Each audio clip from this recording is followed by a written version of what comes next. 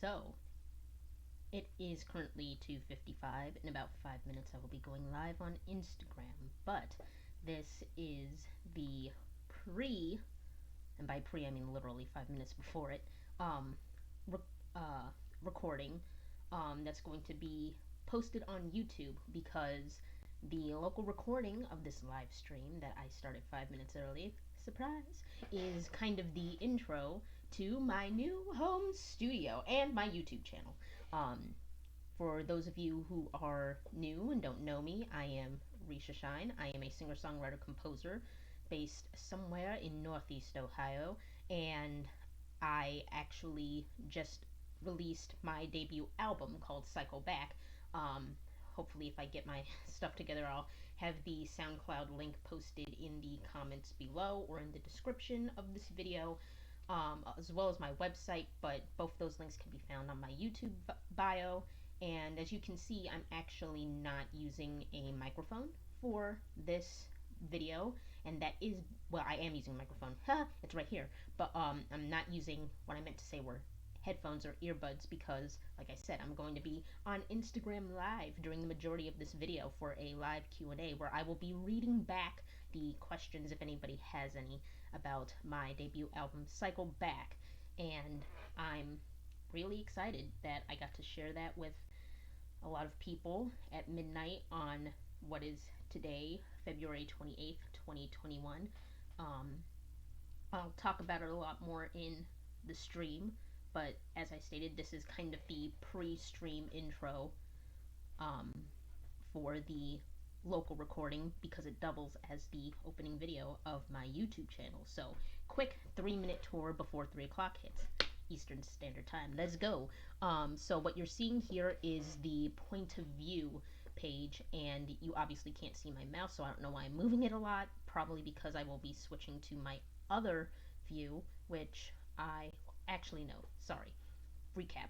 This is my performance view, and I call it this because it's like the just chatting view on Twitch. For those of you who follow Twitch streamers and the like, and other YouTube streamers, in the lower left hand corner to you, well, also to me watching it back on my screen, is the logo for my website and for me as a singer songwriter composer. That is my overall logo. It's going to be on all my videos except for Instagram and Facebook Live because I haven't figured out how to do that yet. But you know what? It's fine. And so it's actually, yes, I designed that myself. Simple, a little bit punny. The treble clef doubles as the R for Risha. Um, and the S just flows so seamlessly. Disclaimer, haven't written in cursive in years. I only ever sign my name in cursive. Don't ask me to write the alphabet in cursive. Yeah, I'm a little bit awkward and nerdy. You'll find that as the YouTube channel and other subsequent streams continue. Um, and so over to what I like to call the point of view screen for my YouTube channel, where I am now in the lower right hand corner, and you see my secondary monitor, which is where I actually um, put all of my streaming, well, not really streaming, but my composing um, software up. And so if I were to open something really quick, um, I when I compose, I normally use this lovely program that, well, not everyone, but a lot of composers seem to like. Finale! And while that's coming up, even though I don't want it to stay up, I'll close it in a moment or I'll switch back. And my new favorite DAW, which of course is going to open in the wrong window, duh, is. Yes, there are. Okay, yeah. Oh, I didn't turn on my MIDI keyboard. Oops. Um, my new favorite DAW, which opens like this, showing all of the files from my album, well, all of the individual songs from my album, is Cakewalk. P.S. It's free. Okay, so we are just at 3 o'clock and we are going live to Instagram.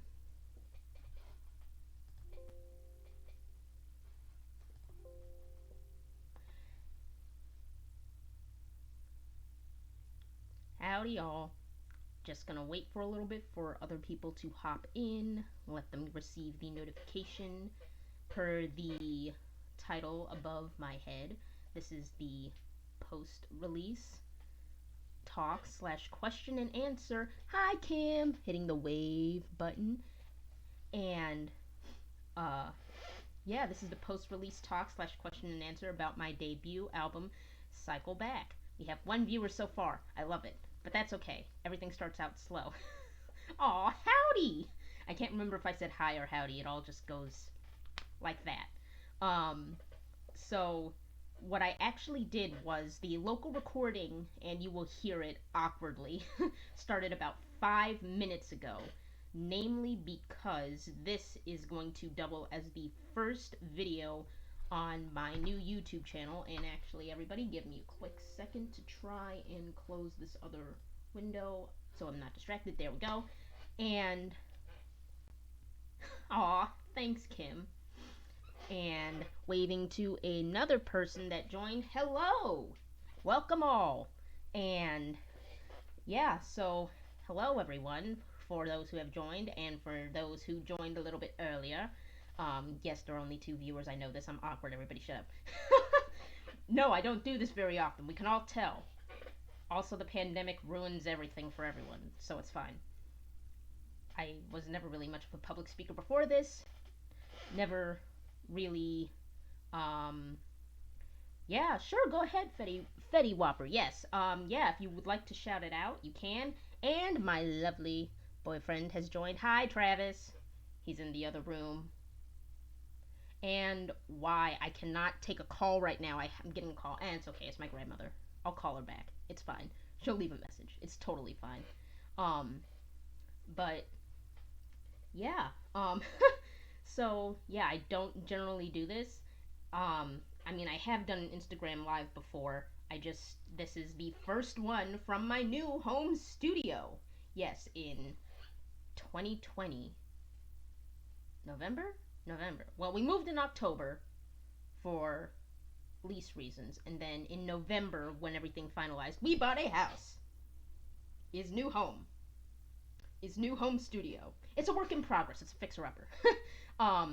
It's actually within, not my family, but within Travis's family. So everything's slowly getting together.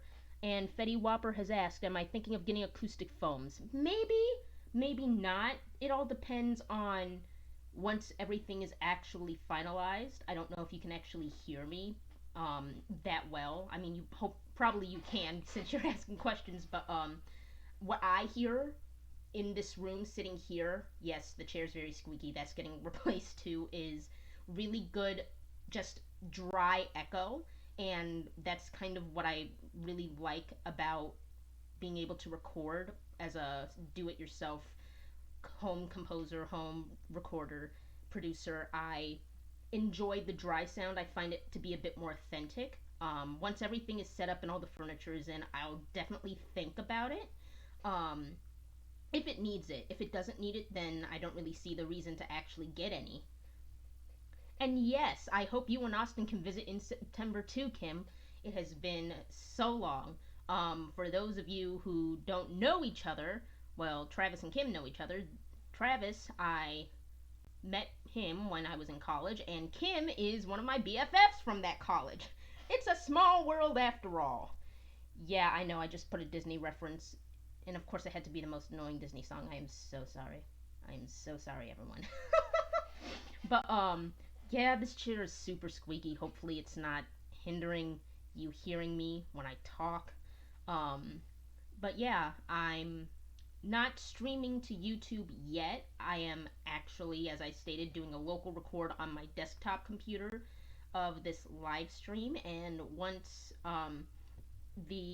sorry, Kim, I didn't mean to put it in your head. Once I get done with this live stream, I might go a little bit over with the local video so that it can just kind of wrap it up and be the super cool, not cool, super awkward opening video to my new YouTube channel. And yes, Fetty Whopper, I have heard of Audio-Technica. I actually do a lot of research for audio things, and I will definitely keep them in mind. Thank you so much, and I hope you get to catch the YouTube video later. The link will be posted on my Facebook page and on my Instagram. Not necessarily in my bio, but it will definitely be posted either as a post, or I will direct y'all to my website with the link placed in a very auspicious place. It's literally just going to be in the upper right hand corner of the screen, next to SoundCloud and Twitter, probably, and Facebook. So it's literally just going to be the little YouTube rectangle with the play button. You just hit it, you find it, and it's all good. But yeah, anyone else have any questions about the album, about any of the songs? If you listened to it before the stream, great. If not, go check it out. Like I said, it's on SoundCloud for accessibility. And once we get the link, are we able to subscribe to your YouTube channel? Question from Kim. Do you want me to shout out to your username, Kim? I can. Totally can. But to answer your question, yes, you will be able to subscribe to my YouTube channel. You will be able to do all the fun stuff, I think. I hope. I think that's how that works. Travis, I think that's how that works. Since I know you're watching, that is how that works, yes? You would know more than I do. And yes, Kim's username is BlueRose227. 227. 227. There we go. 227 or 227. Yeah, I know I'm awkward. Sorry, Kim. But yeah, that's what this stream is supposed to be about. Me being excited and awkward and bubbly about my album release, because it's kind of surreal that I was able to pull it all off, pull it all together, considering I took a hiatus. Shenanigans. Yes, I miss our shenanigans too, Kim. We had plenty of those. Oh man, that reminds me that one of the things that I should probably put on YouTube when everything is all squared away is a recording of our medley. Although it's probably just gonna be me singing until we can get together and maybe duet or something like that. But yeah, I can definitely do a dry run as just me. Obviously, I'm not left-handed. I don't know why I tried to. Yeah, whatever. Travis, once the channel is live, think it's all goose for everyone. Yes, it's all goose. I know you mean good, babe. Typos galore and more shenanigans. Yay, friends. Only 2 people are watching. Wow, I'm sad. It's fine.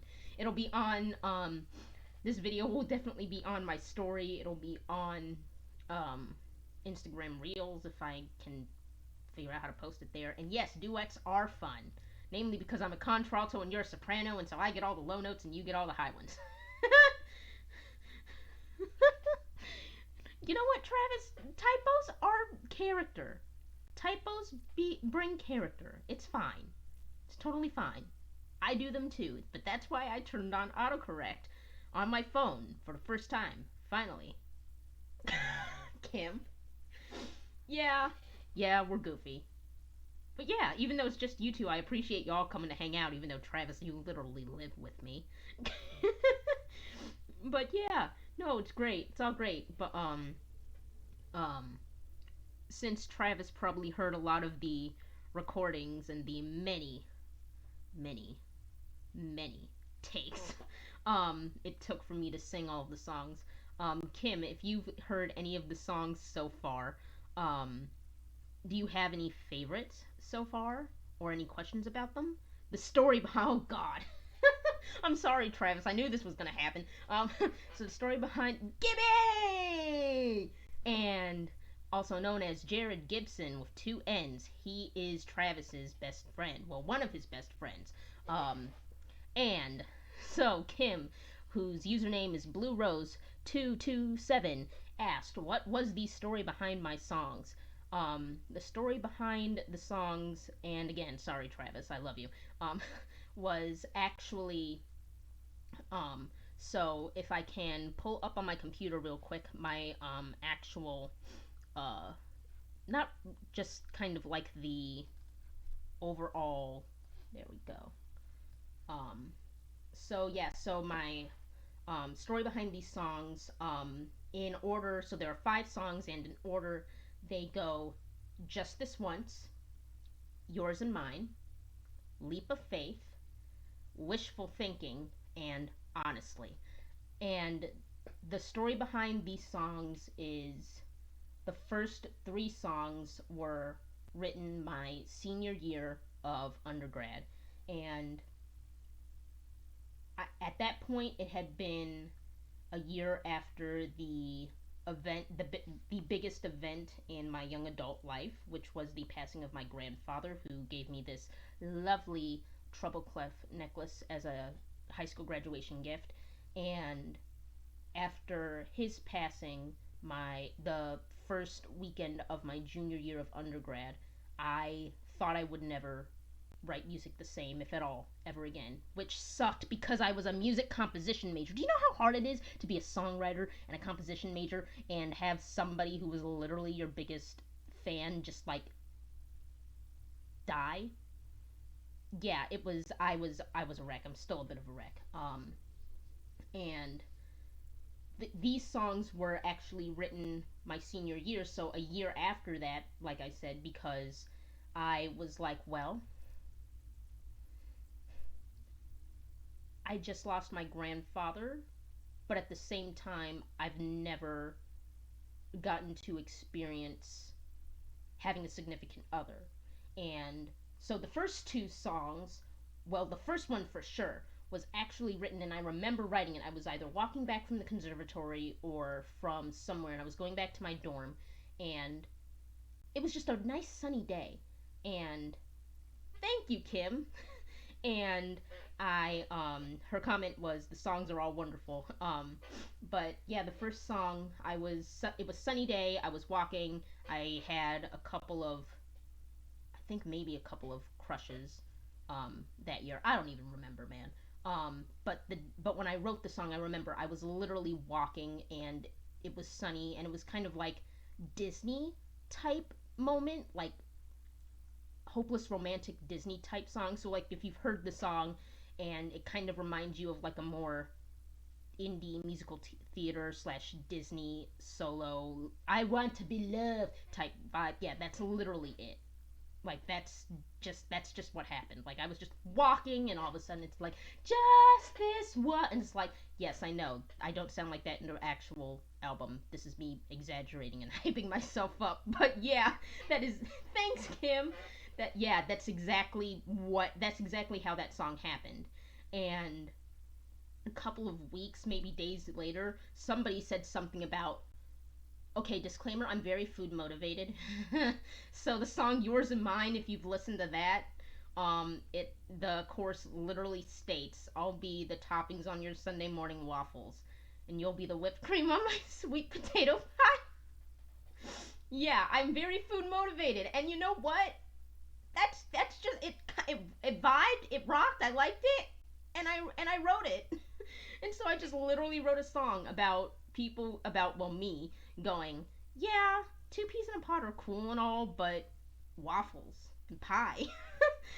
And so that's literally how that song happened. And I was like, what am I doing writing all these sappy songs? I'm not a sappy person. But, that's kind of what happens when you go through an unfortunate life changing event. You just become.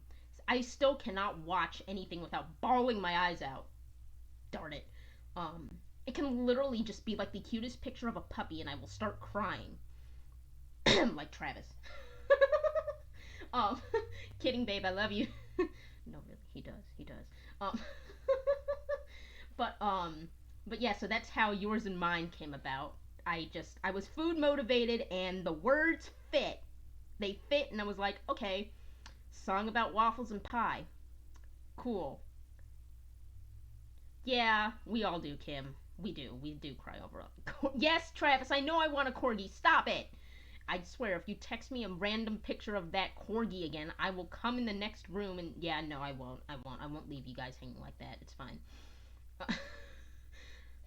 But yes, my dream dog is in fact a corgi. I guess that leads into another. Even though it wasn't a question, it was more of an exclamation. Yes, random Q&A, random question. Yes, my corgi is my dream dog. Um, Once everything's all squared away with the house, hopefully we can get a corgi or a corgi mix because they are adorable, and I just really want one. We're thinking of naming him Moose or her Moose, probably him. I don't know. Moose is a good name. It's ironic because they're small. Anyways, back to the music. Um, the third song, Leap of Faith, was actually very ironically, and this is what I mean by I'm an awkward nerd. Um, During my senior year of college, it was the year that I finally brought my Xbox to BW. Yeah, I know, I was behind on that, okay? Um, I also didn't get it until the summer before, and so I was like, I have a single room now. I'll just bring my Xbox. It's not like anyone's gonna ask to play with me. And, um, yes, Moose is adorable. I know, Kim, right? Moose! And, so Leap of Faith, the first video game series, not the first video game I got for my Xbox. That is another video game that's also really good. Dragon Age Inquisition was the first video game I got for my Xbox. No, I'm not counting all the games that came with my Xbox because there were like 5 of them, and yes, I played them all, but of the games that I bought for myself, the first one was Dragon Age Inquisition. Um, that the opening theme music for that game actually loosely influenced my orchestra piece, which is also on my SoundCloud, so go check that out if you haven't, or if you weren't there for when it premiered, which I know Kim was. Um, or were you not? No, it was on a Sunday and you had Zeta stuff, because sorority stuff. Kim, you didn't know because I didn't let anyone in my room because I was a loner. That's why. But yeah, the second game that I got for my Xbox was actually the Ezio trilogy of Assassin's Creed. And if you know Assassin's Creed at all, either from the movie, I will never watch it. I refuse. Or the video games, please. The video games are great. Um, I'll Kim, I'll message you later and I'll send you my gamer tag. But anyways, the third song, Leap of Faith, the whole thing in Assassin's Creed is like, we are assassins, we take a leap of faith. It's a rite of passage, besides lopping off your finger previously. Or not anymore. But whatever. Anyways, so yeah, that's how that song came about. I was like, okay, leap of faith. Oh, it's kind of like taking a leap into love. Okay, we'll just go with that. And ironically, at that point in time, I had just started dating my first boyfriend. Yeah, I still hate the fact that I wrote that song because of him. Yeah, but that's how that song happened. Um, and then, so those are the first 3 songs on this shindig that is Cycle Back.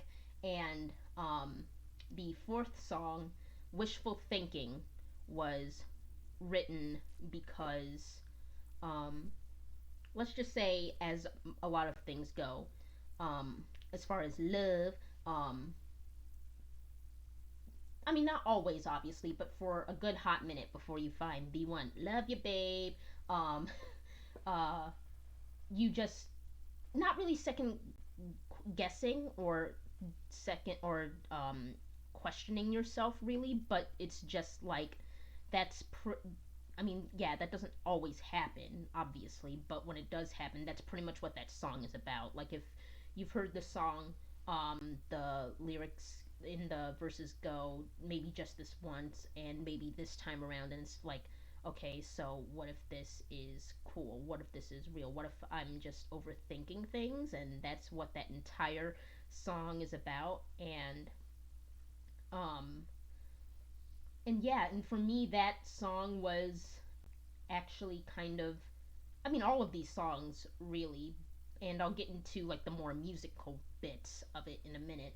But yeah, that song was like just, and it just, it was kind of cathartic for me to write that, and it was also kind of cathartic. Wow, can't talk. For me to write the fifth song, honestly, which is kind of the more angrier acoustic rock wrap up of the album, because it's more like, oh, so you thought I was stupid? Well, screw you, type thing, without actually saying screw you or any um, other vernacular of the type. But yeah, those are the stories behind the 5 songs and specifically their lyrics. And aw, thank you, Kim. yeah, I really tried. Okay, I tried with all of these. I really did. Especially because, like I said, for when I first started writing this album, one math, oh god, 4 years ago, um, I didn't really think I would be almost 5 years ago. I really didn't think I would be able to um, write music a lot, if at all, ever again. And then this album, the first three songs anyway, popped up. And then, of course, it kind of got put on the back burner because I couldn't get any of the other lyrics out of my head. The other lyrics actually came after graduation, which is when the breakup thing happened, which is why the album is called Cycle Back, by the way, because all of the lyrics is just like, oh, what if this is like, especially the first song, Just This Once, it's like, oh, I want to be loved. Please, somebody love me. And then Yours and Mine is like, well, here's what'll happen when I finally find the one. And then Leap of Faith is like, oh God, I found the one. Here I go. I'm just gonna have to pull up my pants and do it.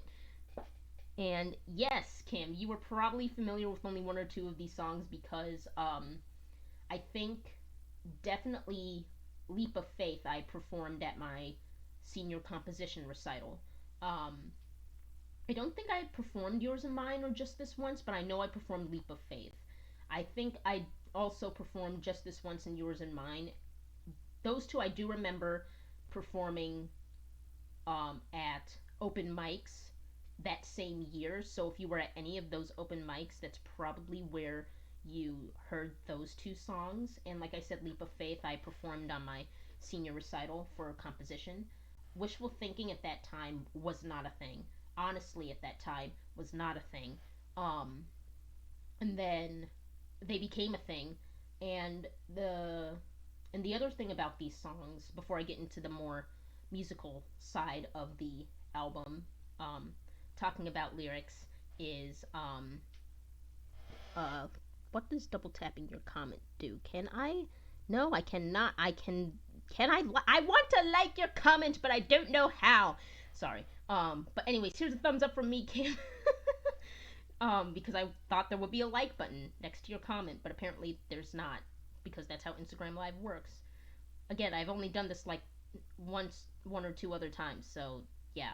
Um, but but yeah, um other two songs, those last two songs were not a thing um when I first came up with the concept of the album. And I had the concept of the album, I guess it kind of would have happened naturally. And not really a shout out to the particular professor, namely because I'm not sure if he would see the YouTube video of this explanation. But my composition professor for for my final semester senior year, um, actually came up with the idea of me to write a concept album. And I had already written the first three pieces, so I was like, okay, so how about we add these three pieces? And he's like, oh, okay, love. And I'm like, yeah. And he's like, it's a trope, it's a thing, but it's yours. You can do it. And I'm like, cool. And but see, I only had the three songs, and the actual assignment was supposed to, well, assignment, and I say assignment because then I had my senior recital to come up with. I um, had a few other projects that I was doing as well, and so it was more so. And again, like I said, I was also going through the whole, will I ever write music as much as I used to or ever again type thing. So, um, but yeah, these three songs were things, and he said, okay, see if you can write two more. Well, obviously that year I didn't. Okay, that year I did, just not within the confines of my final semester of senior year. So the assignment itself never actually got finished. And I say assignment because it wasn't actually like a graded thing. It was more so like a thing that we were hoping I would be able to do. Um, but like I said, that's why this project has been 4 years in the making, because I wrote the first three songs, didn't think of the album, which when I first started songwriting, like, how old am I now? I turned 26 this year, so 14 years. Oh wow, now I'm old. when I first started songwriting 14 years ago, I didn't think in terms of albums. Like, for me, the majority of listening to music was hearing songs on the radio, and I had no concept of what an album was. That's not, I mean, obviously, I'm not saying that other people who hear songs on the radio don't have a cannot or can have a concept of an album, but for me personally, I I mean, we're a little bit Kim. Don't lie. We're a little old. We're a little old. um, but yeah, I just for me growing up, I didn't really have like I didn't put two and two together that songs were put on albums because could be put on albums because they fit together. Because obviously not all albums are like that. Like not every album has songs that are interconnected, but a lot of them do. And those are more commonly known as concept albums. And so this was supposed to be my first concept album, and that's still what it is, but to me it's also just my flat out debut album because that's just what it is. And what is this notification on my phone? Ah, and there is a question from Gibby, who may or may not still be on the live stream, which is when is my next album coming out? Since this video will be posted on YouTube, the question again from Gibby, screen name Garrett Gibson with two N's. His question was, when will my next album coming out? To be honest, I'm not sure. Namely because it still takes a lot for me to write new songs, but at the same time I have a whole bunch of other songs that I wrote a long time ago that are still really good that I never actually recorded, and so I might just grab a few of those, see which ones fit best, and throw them into an album or two. So we will definitely see, and that will definitely be those updates will be posted as they come. But yeah, this album was supposed to be a concept album as well as my debut album, and so instead of just calling it a concept album, I just call it my debut album because for me that's definitely what it is. And yes, Kim, I would consider recording my older songs, especially the ones that I either started putting piano music to when I was still in high school, but just never actually got around to recording, um, or even um, composing, because there's still actually a lot. Like I write my lyrics down like a lot of lyricists and songwriters do, but um, also in the same vein, I don't always write the sheet music for my actual songwriting songs. Like that is definitely a tradition, which is what makes the two genres of songwriter versus composer different. Um, and so for me, I definitely cross the planes of those two worlds a lot. Um, okay, catch you later, Travis. Uh, and yeah, I will definitely be um, considering recording my older songs. Definitely be re-recording a few of them. And even though I upgraded my SoundCloud so I could upload a lot of my older songs or re-record a lot of my older songs and then take the new recordings and replace them without actually losing any of the stats on the older ones. I kind of like the concept of having the older ones still there so you can listen to the older one, hear the new one and see how much I've grown because I'm just really about that whole musical growth type vibe. And yes, thanks Kim. Which version of Come Back Home would you like to and by version I mean for those of you who saw my um who for you Kim especially, you sang the premiere of Come Back Home to Me, or yeah, I might even just shorten it eventually. I don't know. I mean, I'm the composer, I'm the lyricist, I can do whatever the heck I want. Heh heh heh. But you sang the original version of that song, which was about my dad actually, who left when I was 10 years old. Wow, I'm old. I mean, for me, that seems old because it's wild. It's been almost 16 years at this point. But Kim, who, as stated before, and as we have both alluded to about duetting and things earlier in this stream, um, she's a singer as well, and she actually performed the original version of that song, and that song was actually, I don't remember if I wrote it my freshman year of undergrad or if I wrote it before coming to undergrad and then brought it to my composition sheet. I don't remember. Um, the second one is probably how that happened.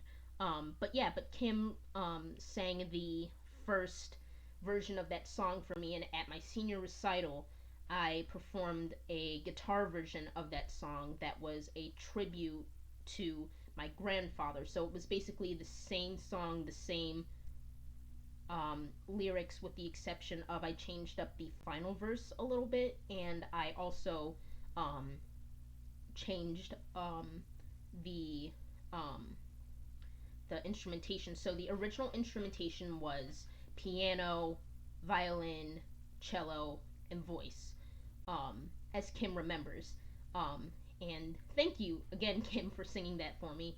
And I'm sorry that like 4 years ago I awkwardly gave you a shout out at my senior recital, but then didn't actually say your name because I didn't know that's a thing that could have happened. And my composition professor at my lesson following my recital was like, "You could have said her name, especially if she was in the audience." Yeah, people do that all the time. I'm like, really? They do? I don't know this thing. I mean, I didn't actually say that, but in my head I was like, "Oh, okay, cool."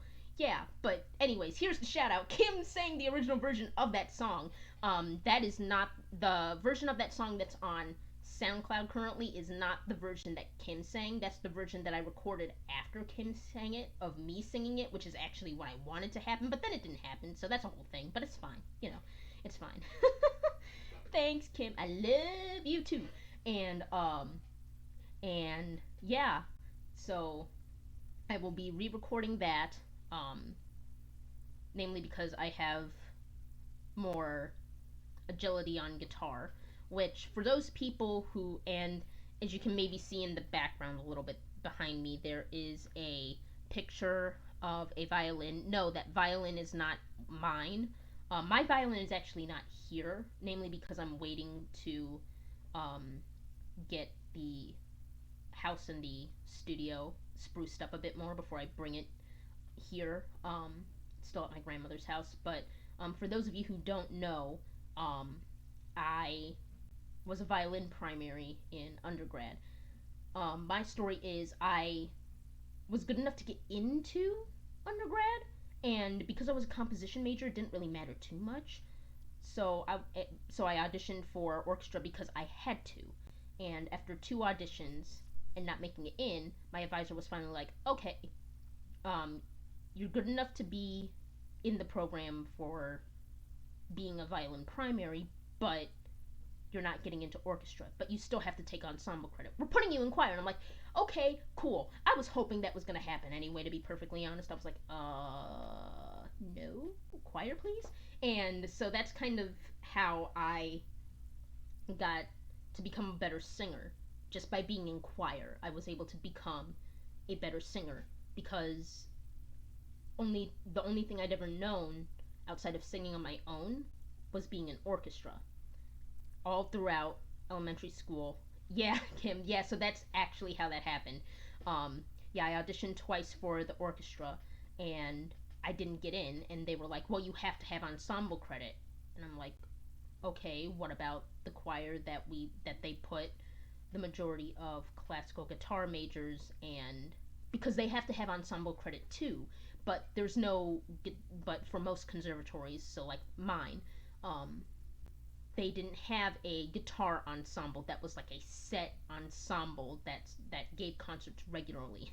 Thanks, Kim, because Kim was in choir with me that first. Were you in first and second semester of junior freshman year, or were you just in first semester? But yeah, that's how that happened. And like the key, and like obviously you don't have like a piano ensemble. It's a piano. Like, yes, you can have pieces for multiple pianos, but generally speaking, you have, because you play with both hands and it's like 88 keys. You just have one person playing it, and so there's really no ensemble for an organist. There's no ensemble for a pianist. There's generally no ensemble for classical guitar outside of having a guitar quartet, which is then a chamber ensemble and not like a large ensemble credit. And so, in order for them to fulfill that, they get placed in a choir. First semester, sophomore or junior year. I thought you were there freshman year. Maybe it was sophomore or junior. No, it probably was sophomore or junior year because I remember I told you about it and told you that it's open to people outside of the conservatory. That's probably what it was. Um, but yeah, um, being in choir allowed me to open up my voice more, especially coming from an only string music background. Like I understood how the voice worked. Like I'd already been a songwriter. I already performed at open mics when I was in high school, but my voice wasn't as strong then as it is now and as it became in undergrad. And after all of that hard work, and yep, and that's how Kim auditioned for it. She auditioned because I told her it was open to anyone and who auditioned, and she got in. That's exactly how that happened because Kim, also doing another plug for you too, even though you haven't done it in a while. Sorry, Kim. um, Kim actually wanted to her original major was psychology, yeah, and you actually wanted to try and be a music therapist, but then you switched out of psychology slash wanting to be music therapy and then switched into speech language pathology, which you are killing at it now, and that's part of the reason why she wanted to be in choir because she actually came from a bigger musical background than I had. She'd been taking um what was that? How since middle school? Yeah, you were in an arts middle school and high school, weren't you? Yeah, and so she was definitely a much better singer than me. Um, I still think she's a much better singer than me, namely because I have had to play catch up all those years that I was in choir, which compared to her years in choir is like small because she took choir, she took voice lessons, and I took squat until undergrad and got into choir, and then 4 years of choir, just like, whoo, okay, your voice is here now, it's bigger, and then between my junior and senior year of undergrad, and like I said, I'm from Northeast Ohio, and so I went to my local community college, Tri-C, Cuyahoga Community College. I mean, yeah, okay, fine. I'm from Cuyahoga County. Shut up. um, and I, uh, and yeah, I took voice lessons between my junior and senior year of undergrad, which is also the summer that my grandfather was sick, and my big motivation for taking that class, the private lessons was to be able to grow my voice more so I could get a solo and so I could be up on stage as a soloist for my grandfather when he came to my choir concerts. Unfortunately, that never happened, but 2 years later, I got my first choir solo, and so yeah, vocal growth, I love it. Kim's comment, she sang since she could talk, pretty much same here, except minus the lessons for 10 years, choir geek in elementary school and through high school, and 1 semester in college. Yeah, see, I didn't have all that, but like her, I sang since I could talk. My earliest. Okay, I don't remember it in the first person, but I have seen home videos of me singing, and yes, this is a big throwback. The end song from Barney and Friends, I remember singing it as a kid, and I mean, I remember singing it as an older child, but my mom distinctly has a video of me singing it, and for those who know from going to from being in a choir or from taking private vocal lessons, the whole open vowel space, which depending on the style of singing you're singing in, works very well, especially classical genres, big symphonic choir pieces, or just general classical choir pieces, opera. Um, doesn't necessarily always map over very well to popular songs. I mean, the technique is sound. Don't get me wrong. Like I definitely use that technique, but you have to modify it slightly in order to have it fit other genres. And obviously I can talk about that later on the actual YouTube channel in other videos, but yeah, that's but like the whole open voice thing in the home video, I was in the middle of singing the ending song of Barney and Friends, and I started yawning, and I told my voice professor my at Tri-C, my community college, that when I was taking voice lessons, and he's like, well, then yeah, you were definitely doing that right. The reason why you were yawning is because you had that open headspace, which helps when you're singing opera and choral music, but it doesn't always help when you're singing Broadway, when you're singing rock, unless you're trying to get a specific blend of sounds.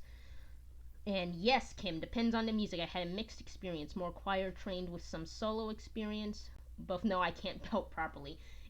It takes a lot to be able to belt, and even when I was taking voice lessons at my community college, um, I I didn't know how to belt. My voice teacher there actually gave me the proper diagnosis for my voice. Yes, in undergrad when I was in choir and as an elective, because I was a composition major and I wasn't required to take it, I took a group singing class, and from one of the from one of the very reputable voice private voice instructors at the conservatory, and I was mislabeled, and I told her that during my uh, private lessons that I'd taken the summer previously, because I took it senior year, I was told that I was a contralto. The professor, um, she said that I'm not a contralto, that I'm a mezzo. But here's the thing: because of the style of music we were being taught to sight read and sing in that class, being a group singing class, and you had to sing it in the octave that was expected of you.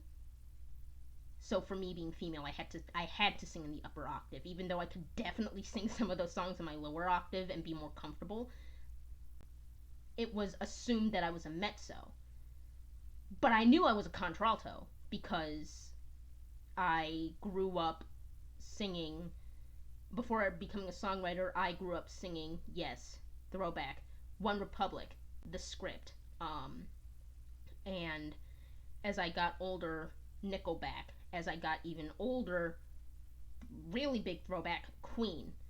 I sang songs that fit my vocal register, my natural vocal register, and my natural vocal register was low end female tenor, so a contralto. And yes, Kim, they are great music. I love Queen. Oh my gosh, love Queen. I love Queen. I love Nirvana. I recently got a record player, and the first album I got was Nirvana. I want to say it was Nevermind.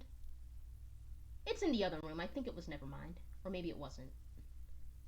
Oh, I can't remember the name of the album, and it's right in the other room, but it's all right. But yeah, I that was the first album I got for my record player, and for like a good couple of days straight while working from home, if I had downtime and I was able to set a record on the record player, I'd just take that and plop it on my record player and just jam out to Nirvana while working from home. Um, but yeah, no, I. But yeah, that's the kind of. I mean, it's not the only kind of music I listen to, and it's not the only kind of music I love. But when it comes to singing for me, that's the type of music I sing along to because it fits my vocal register. Like, and a lot of people are surprised because I'm awkward. Um, when I'm not dressed in like dressed down sweats, faux Letterman jacket type vibe. I'm usually not necessarily dressed to the nines, but I'm more gussied up, for lack of a better phrase. And a little bit behind on the comments. Uh, and by a little bit, I mean it's only Kim commenting, and her second to last comment is, I have the more lullaby like tone. Yes, you do. I think um, see, because I didn't grow up in choir and I didn't grow up with private vocal lessons, I'm not all that hip to the vocal terminology. Like, I understand them when someone's talking about them, but when I go to use them myself, it's like, what is it called again? But yeah, Kim, you definitely have a more airy lullaby-like tone to your voice. I can't remember what it's called. I want to say it's called a lyric soprano, but I'm probably wrong. Music people, don't at me, please. I know I'm a music person, and I should know this, especially because I'm a composer. But truth be told, when I write that, I when I write for voices like that, I just Google it or I look at my old textbooks for reference, and then it goes in one eye, out everything, out the other eye. I mean, I would, so like one ear out the other ear. Yeah, I know I'm awkward. It was a bad analogy, everyone. Leave me alone. But yeah, um, I don't, like, as far as words like tessitura goes, like, I know that tessitura means the vocal range of your register that you're more comfortable singing in. And so for me, that would be the contralto tessitura, which would be the F natural below middle C, so F3, to the F natural 2 octaves above.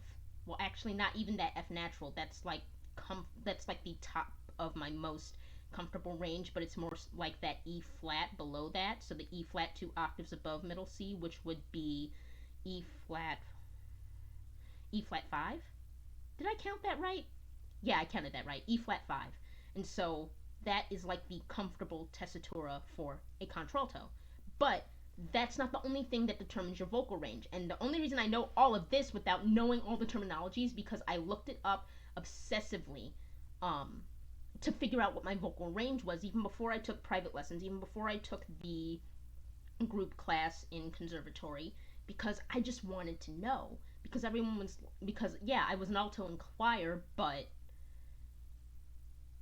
as a soloist, I wanted to figure out what my actual vocal range was. And like every time we had vocal warm ups where our director would have the altos go into their deeper register and like go low with the tenors, I was like, yes, bring it on. I can go lower. I can go lower. I can go lower.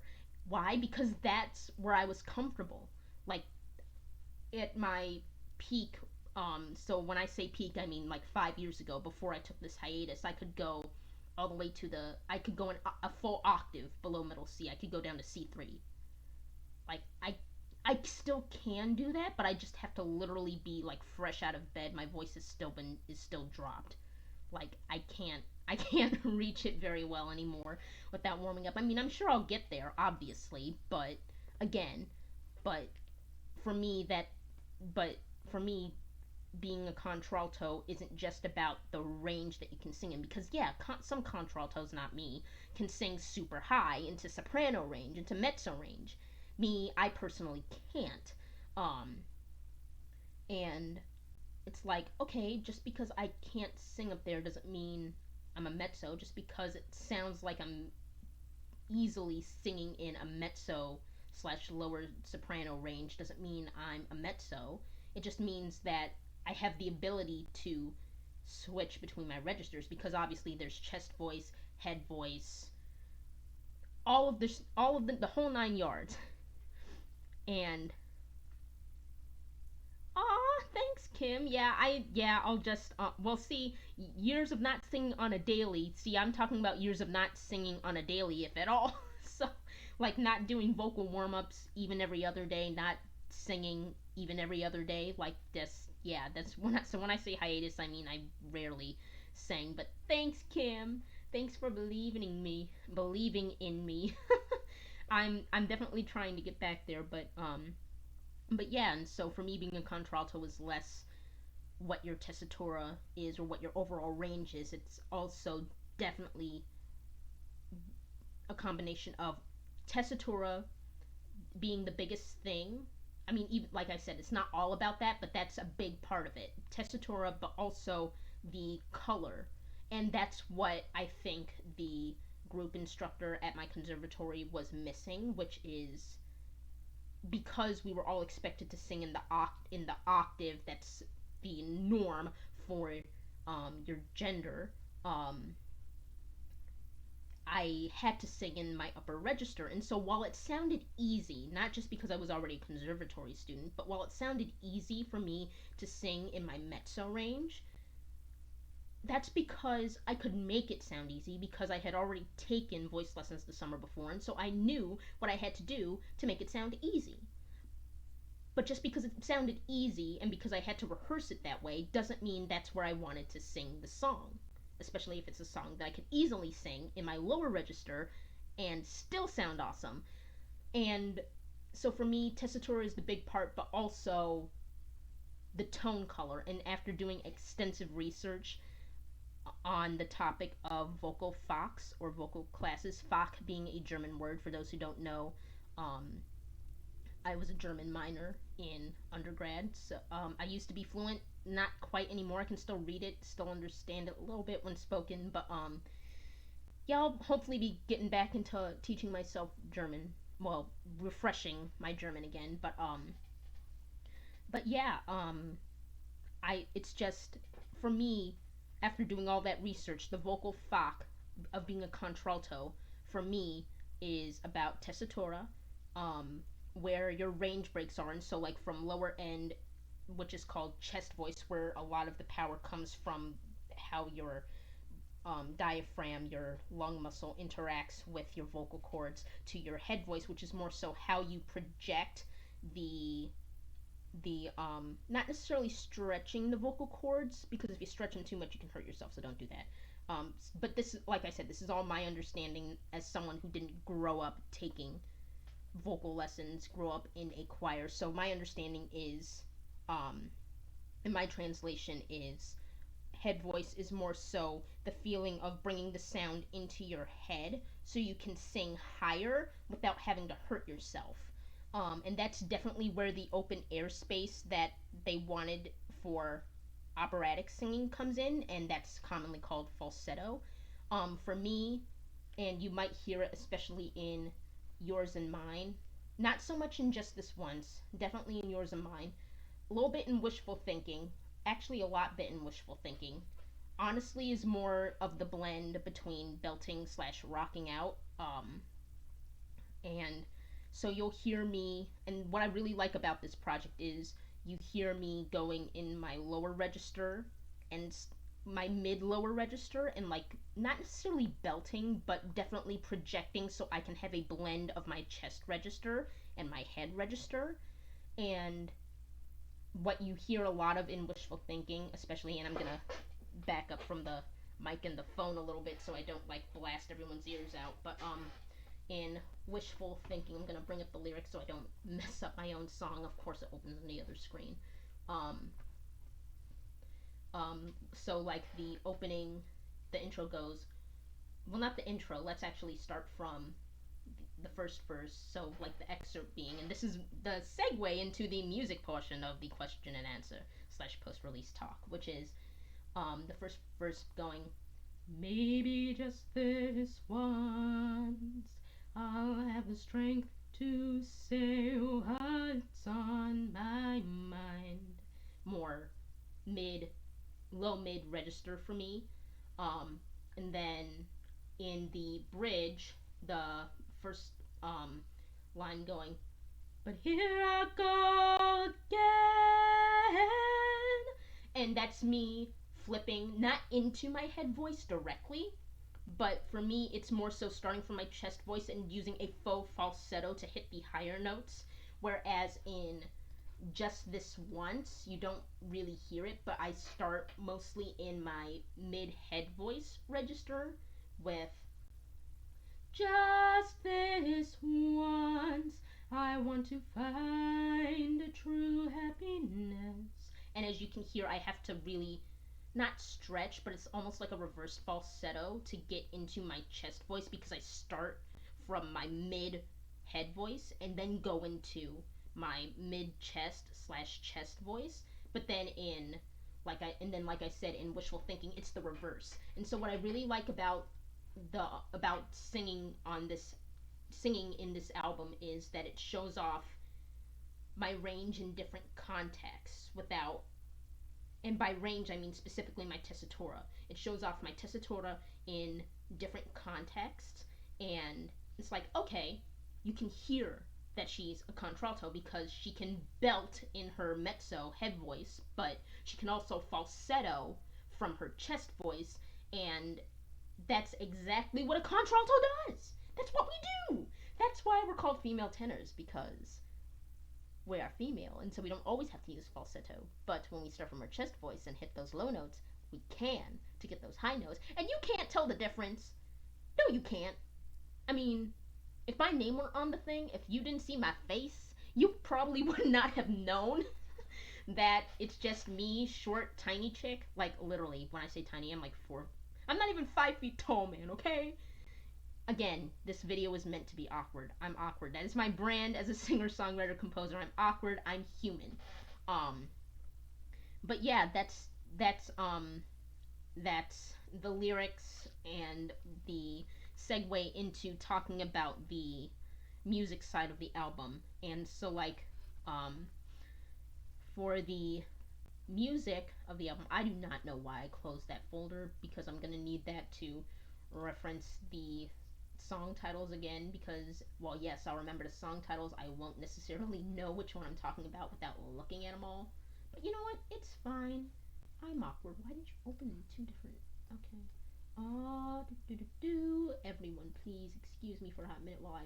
No, that's not the right button. There it is.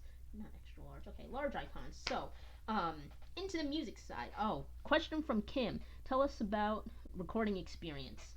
Part of the process that I like the most. Hardest part of recording. Hardest part of the recording.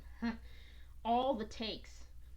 One would think that even after spending an hour or two rehearsing either vocals or guitar or piano, um, to, and by piano I mean for just this once and Leap of Faith, what I did was, so behind me, actually, no, yes, no, wrong way, so behind me, um, that my, lovely, um, along with random papers, because, again, things are still a work in progress, but, in front of the picture, the random violin picture is my electric piano, which is also has MIDI capabilities. So for those who don't know what MIDI is, to be honest, I always forget what the acronym means myself, but MIDI basically means you plug the electric keyboard into your computer, you open your DAW, which is a digital audio workspace, for those who don't know, or you open your composition program like Finale,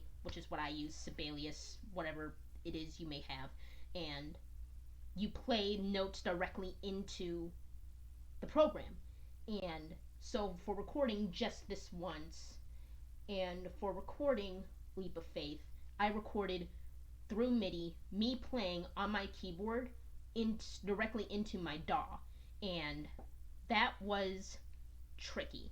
It's not that I can't play with the metronome, but when I'm playing MIDI into a DAW, I don't like to have the click track on, and it's the same when I go to record guitar or specifically instruments, because when I go to sing, I don't listen to the click track. I listen back to the instrumental recordings and I sing with the instruments playing, and um and so I don't use a click track when I'm recording vocals at all. But for me, the hardest part about this was I can play with the metronome, but what you might hear in all of these songs, actually, I take a little bit of time between the transitions, and so I add a little bit of a retard or a ritardando in music in Italian word meaning to slow down. So no, I'm not using the R slur for anyone who wants to try and flag me for that. I'm literally using actual musical terms. Um, so when I do tempo alterations, such as slowing down or picking things up, that's why I don't use the click track when I record, which can make it difficult, but not really.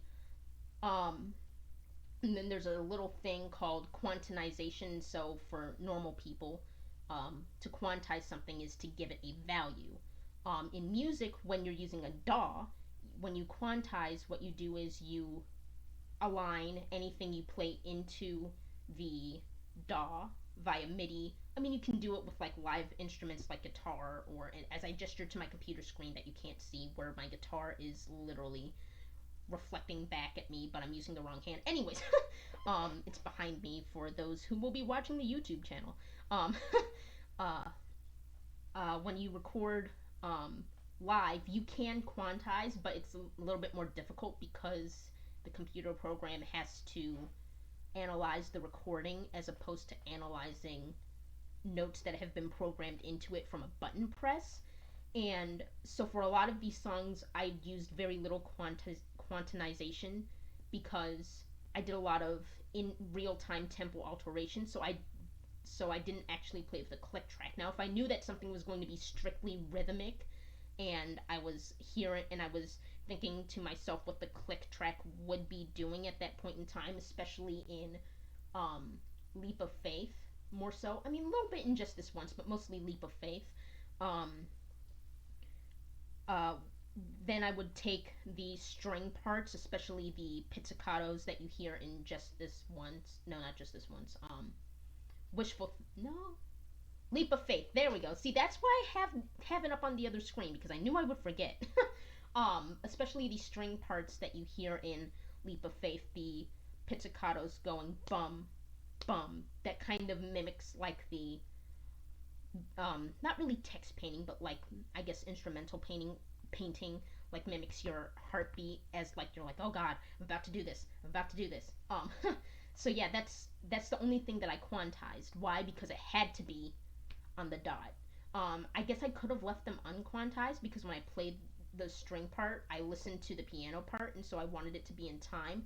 But when I quantized it, I realized that I kind of enjoyed the whole fact that when I was choosing my MIDI instrument for piano, I upped the reverb a little bit, so kind of like the acoustic echo that is simulated. So like when you're talking in a room that's kind of empty, like this one, and like if you hear my voice a little echoing, that's reverb. Or when you're in the bathroom and you're talking in the bathroom and it's very echoey, that's what reverb is.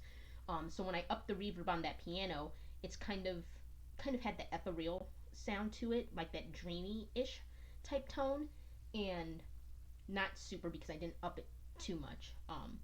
But because of that, when I quantized the pizzicatos in the lower strings, I was like, okay, so while they're directly on the beat, the piano isn't exactly off to them, but it's a little late. Sometimes it's a little early, but that's the whole point. It's kind of like a nervous feeling to it. It's kind of like a not really dreamy. Just This Once is definitely the dreamy Disney vibe thing. But definitely for a Leap of Faith, I was kind of like, okay, I kind of like this. I'm gonna keep this. I'm not gonna undo this quantization because it fits. It fit. But yeah, I definitely didn't do that for Yours and Mine, um, Wishful Thinking, or Honestly, because those were pieces that I recorded guitar. Excuse me, recorded guitar and then recorded me singing over them. And for and yeah, that for me was the hardest part of the record process, which was just excuse me while I grab my water bottle real quick. Um, yes, I know I'm using a plastic water bottle from Giant Eagle, hiding the brand of the water so I don't get flagged for accidental promotion. No, I'm not trying to kill the planet. I just don't have everything set up yet. Leave me alone. Um, when I was recording the three guitar songs, like I said, I didn't use any quantization. Um, and I didn't really use a click track. The only thing that I used the click track for was to give me two measures of what I wanted the overall tempo feel to be. So for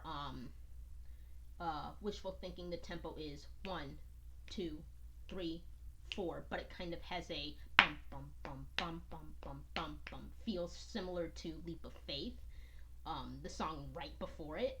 And so I'd listen to the click track two measures of that 4/4 bar, and then I'd start playing.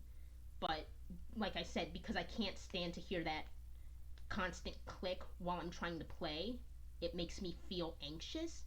I turned it off, and it came out really well. And I'm glad it did because it took a couple of tries. Um, and a lot of it actually took a couple of tries, less so because of the lack of quantization and lack of click track, but because it's been a while since I've recorded anything. Like if any of y'all have been looking at my SoundCloud for the last who knows how long, a lot of my works on there are from like 5 years ago, 6 at this point. I haven't recorded in a hot minute.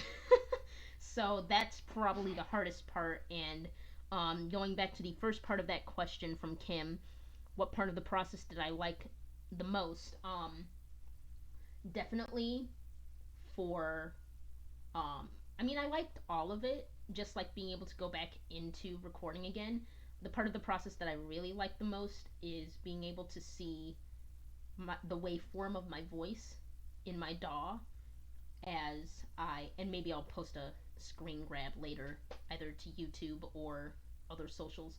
But I really liked seeing the waveform of my voice just scroll across the screen as I sang into the microphone, and then watching it play back, and then hearing my voice and watching the waveform as the um, cursor, what is it called?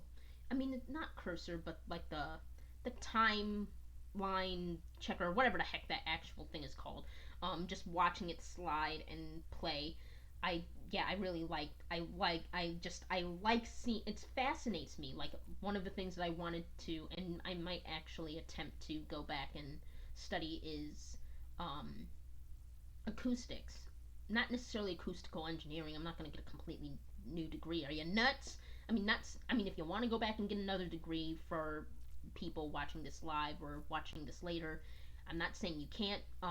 But yeah, I like. But yeah, I wanted to take an acoustics class. I wasn't able to because it didn't fit my schedule. Um, but yeah, I just enjoy seeing the waveform of my voice scroll across the screen as I'm recording, and then when I'm playing it back.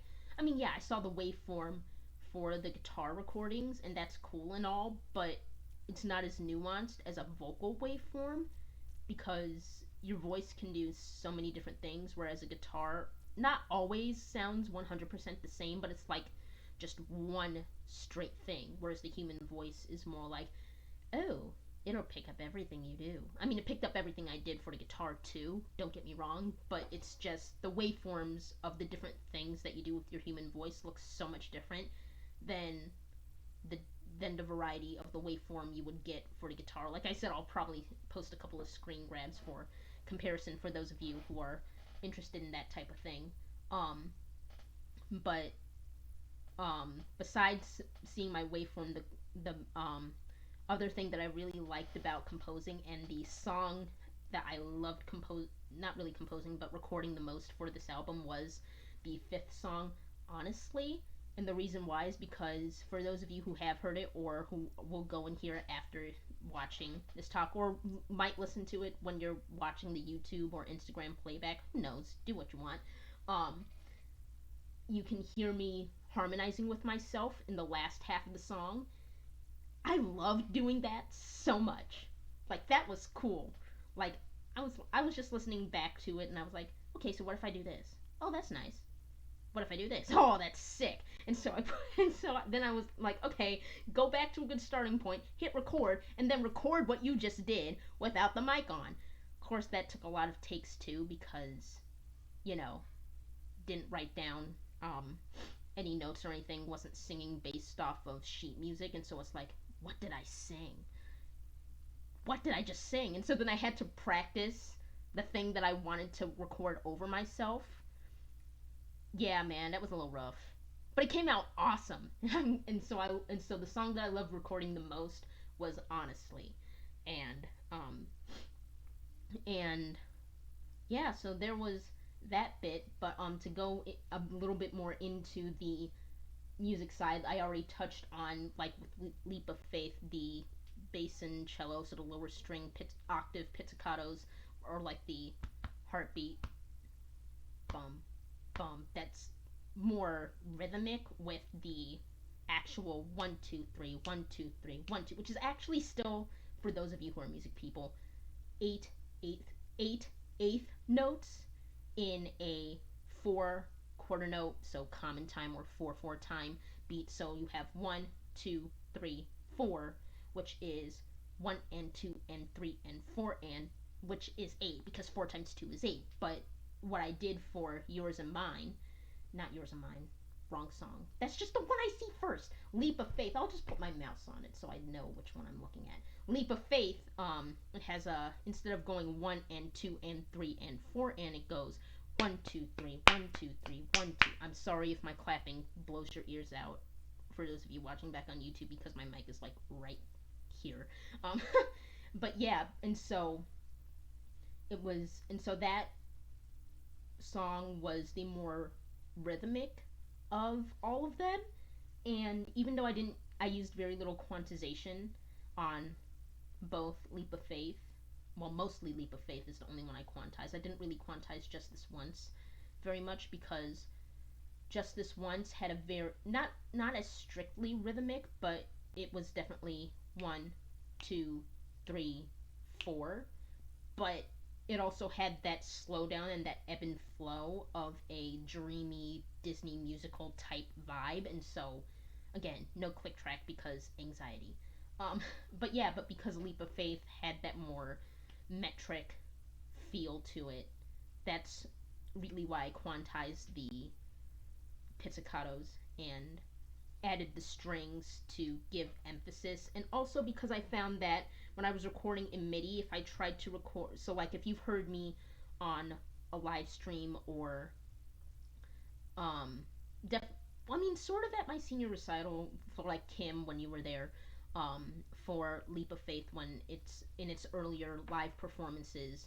Um, I'm trying to play a lot of the runs, so ba-da-dum, ba-da-dum, ba-dum, in my right hand, but when I'm singing, but for me, not being a keyboard player, I mean, I am a keyboard player, but like not coming from a keyboard, like a strictly keyboard background. Again, I'm a string player. That's why going from violin to guitar was relatively easy for me. And yes, I'm self taught on guitar. I'm also self taught on keys. Um, Besides the fact that I had to take a group class for keyboard at the conservatory as well. Um, but just like for me, not coming from a keyboard background, playing the riffs in in Leap of Faith, um, while I'm trying to sing it, um, was really like, okay, I can't really do that. But then I realized, wait a minute, I'm kind of producing this album, and it can be anything I want to be. It doesn't have to be the live solo piano version that people may or may not have heard before. It can be anything I want it to be. And so I'm like, okay, since it's giving me anxiety to record with or without a click track for the piano, just maybe put in the runs so that people hear them in the piano during the interludes, but then when you're singing over it and you're adding the string underlay, put those riffs in the strings so you're not worrying about trying to do it and remember where you are in the song. Because for me, when I record the instruments, I have to think of the lyrics in my head without actually singing them so that I'm not singing into the mic while it's, especially with guitar, so I'm not singing into the mic while I'm recording the guitar parts, which was a little difficult because if I look at the lyrics when I'm trying to play the guitar, I'm gonna forget my chords even if I have the chords written down, unless I'm performing live, because then the chords are just the reminder and the lyrics are for me to read and sing while I'm playing. But when I'm recording, I can't do that. Like, for me, I just can't. Like, some people probably can, but what a lot of people also don't realize about me, and again, this is me being real and awkward and singer-songwriter person, composer person, um, I have ADHD. Um, and so sometimes what works for me while doing a live recording won't work for me while doing a studio recording.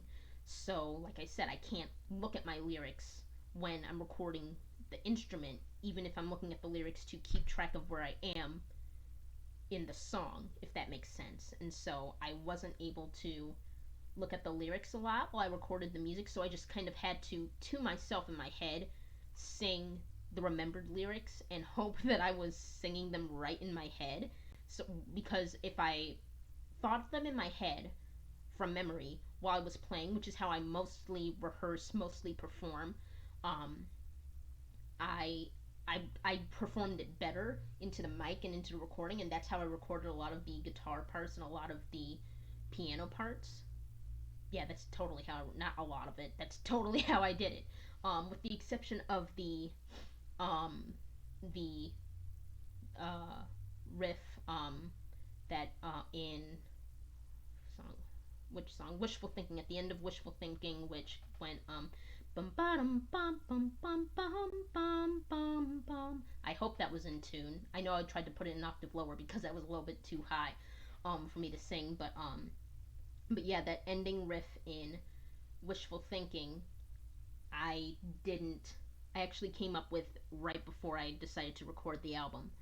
That that riff wasn't actually part of the original song, and I came up with this and I came up with it and I was like, okay, I like this.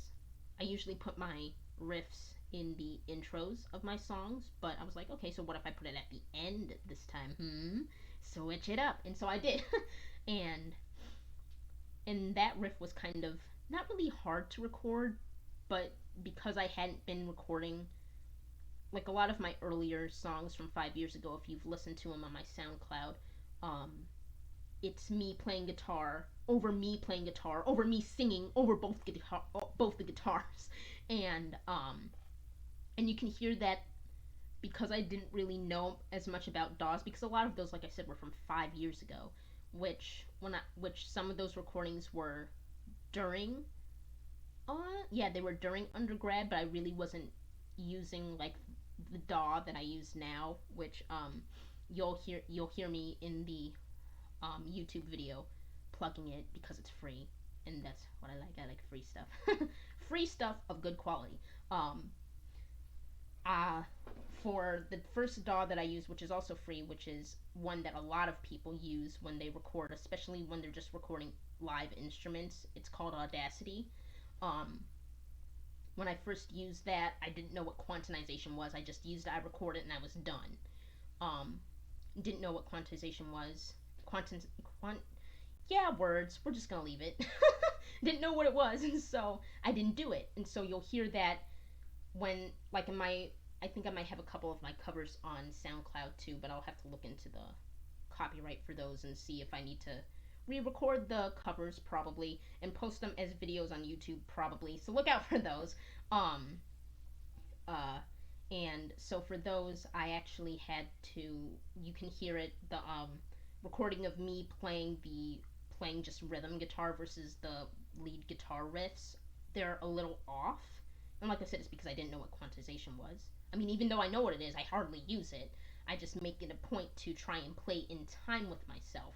And um, so you'll hear that a lot in my older recordings, but what I really enjoyed about this album and recording all the music for it was being able to use quantization if I had to, but also have confidence and just faith, I guess, in myself that my 4 years of training in conservatory as a composer, as minimally in comparison to my composer training, um, a performer, and so I had to think in terms of you got this, you can do this, click track or no click track, you can play in time with yourself, and somehow I did it, and I'm glad I was able to do it.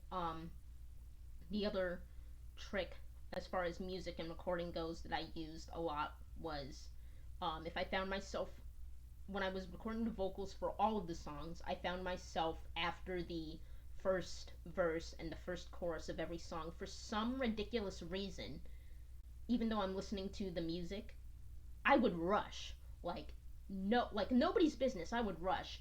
Like for and like the songs aren't terribly fast or anything, like they sound that way because like the rhythms make it sound that way, but a lot of them are just like, I mean, if you're a music person, 60 beats per minute, that's literally a beat per second. Maybe a little faster than that, like 66 or something. But it's like, so that's not fast at all. And I was rushing like it was nobody's business. And it's like, why? Why? Why are you rushing? You have time. And so another cool, I guess, because it's like a post-release talk, question and answer, behind the scenes type thing. Yeah, we'll just toss that in there too. Behind the scenes. Why not? The other thing that I did was, and you might be able to hear it in some of the songs, especially, excuse me, if you heard that, that was me cracking my neck because I had a crick. I apologize. In Wishful Thinking, the final line going, but maybe it's just wishful thinking, and what if I was right? I'm never good enough.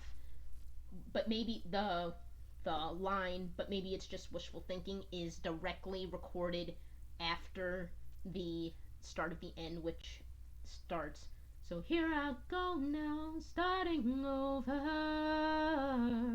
And then it goes, if you've heard it and you can go hear it, it goes straight into, but maybe it's just wishful thinking. But then for some reason on, and what if I was right? I'm never good enough. For some reason, I would rush there for no ridiculous reason other than I probably took a breath too fast and jumped the gun. And so what I did was, which is which I'm actually not ashamed to talk about it because like I said, this is a post talk question and answer kind of behind the scenes type thing. Woohoo! What I did was what it's called in your DAW is splitting the track, so you just highlight the entire section and you cut it. It's like saying, oh, this piece of string is too long, I'm just snip it right here. And so that's basically what I did. I split it and I re-recorded myself singing that final line, and so it might sound a little bit different, and I was like, they're gonna know it's not continuous. But then as I listened back to it, I was like, I kind of like it because it's kind of like it was almost like a transformation of in the feeling of my voice and the feeling of the song. And so like the way the song kind of transformed, and just like being able to balance, especially the line before the very end, I think it was a verse. Yeah, the verse before the very end, which starts, they say rest in peace, I say rest in pieces. Um, as you can probably tell in the recording, it got a little bit quieter, or rather, that specific verse started quieter than the rest of the song, including the final chorus. And the reason why is because it's kind of like the text painting of the entire situation, which is like wishful thinking. Like, okay, so what if it actually isn't over? What if we're just being silly? And then it's more like a resigned thing of, okay, yeah, everything's in pieces now, it's over, great. But like, it's not like saying it like loud. It's kind of like a very soft resignation. And then the loud angry bit is honestly, which I, yeah. And for those of you asking, or who would ask if you were watching live, there are only two people. It's fine. I'm awkward. It's fine. And it's a longish video. Been talking for an hour and 30 minutes. Why haven't you had me shut up yet? Anyways, um, my, as you can see in the background, oh no, you can't see in the background. Here, unless I move the Instagram camera. So yeah, here's my microphone for the YouTube recording, so y'all peeps can hear me when you watch the YouTube video. But then behind my microphone, you see my guitar. Wrong way. There you go. You see my guitar. And I only have an acoustic guitar for right now. Eventually, I'll upgrade to something. Eventually, we'll see. Stay tuned for new gear. But yeah, but I only have acoustic guitar. But Risha, weren't you playing electric guitar? And honestly, no. That's the beauty of a DAW. You just slap a filter on it. That's literally what I did. I slapped the guitar filter on it, and it took my acoustic guitar sound and made it sound like an electric guitar. And I'm like, okay, acoustic rock, but let's make the acoustic an electric guitar. Will work. It'll work. It's fine. And it worked, and I was like, yes. And so yeah, that's yeah. So for my guitar recordings, I put a little bit of effects on there. In Yours and Mine, and in other song, Wishful Thinking, the effects that I put on the guitar were not really dumbed down, but more closer to like the natural sound of the acoustic guitar, but just kind of like a little bit more amplified. So it sounded more like an acoustic electric guitar, which is basically that. A mic'd guitar without a mic'd acoustic guitar without a microphone sitting in front of the thing. That's what I was going for those two songs. But then when it came to, honestly, I really wanted that acoustic guitar sound, and so the filter I put on there was in fact a filter that turned it into effectively an electric guitar. And but it also, what I really also liked about that filter that I put on there was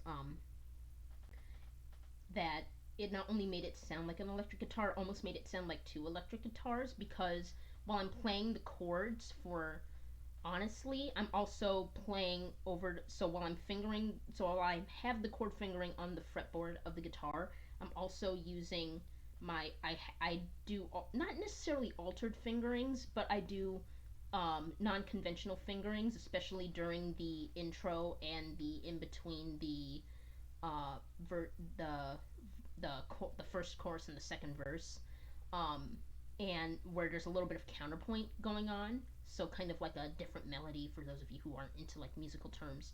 Um, and when you hear those, they sound like a lead guitar because they're higher, but the lower end of the chords sound like power chords, which, again, for those of you who don't do guitar or don't do music, a power chord is basically an open fifth. So for those non-music folks, you have one note going bum, have another note going bum. No, that's soft key. Ba. Solfege time. 1 5. That's an open fifth. Yeah, I know. I have to sing things in order to visualize them, because if I don't, then it's gonna suck. But yeah, so basically that's a power chord. Both those, the one note and the five note together, the first note of the scale and the fifth note of the scale sounding together, for those who don't know, is a power chord used all the time in rock music. And like I said, that filter on the acoustic guitar for honestly made the lower notes sound like power chords of a rhythm guitar, but made the counterpoint that I played in the higher notes sound like lead guitar, and I really like that. But yeah, for the most part, it's just one guitar. The only thing that I actually had to re-record because I didn't like the quality, it's probably because my guitar wasn't close enough to the mic, of the first take of that recording was at the very end of honestly, where I'm actually finger picking, which for folk guitarists or rock guitarists, that's playing with your fingers. For more classical guitarists, that's just how you play. So for classical guitar, you play with your fingers. You don't generally play with a pick. You play with your fingers. In classical guitar, it's called classical guitar. Everyone else knows it as finger picking. Um, and so for that finger picking part, I actually had to re-record that, because when I tried to go from playing chords directly into finger picking, which is how I would do it live, I rushed again. And so basically, what I did is I split the recording. I was like, okay, I don't like that take, cut it off. And then I added another guitar track underneath it, and I recorded the finger picking part underneath it as a separate recording. And luckily, it blended together really well, and I was able to sing to that clearer, more rhythmic recording and not rush when I was singing the final bit of honestly. And it really, and that's just what I like a lot about the recording process, just like being able to experiment with the way different effects sound when you put them on a live recording. And to be honest, for both wishful thinking and honestly, I didn't use a lot of vocal effects. Um, for the entire album, I didn't use a lot of vocal effects.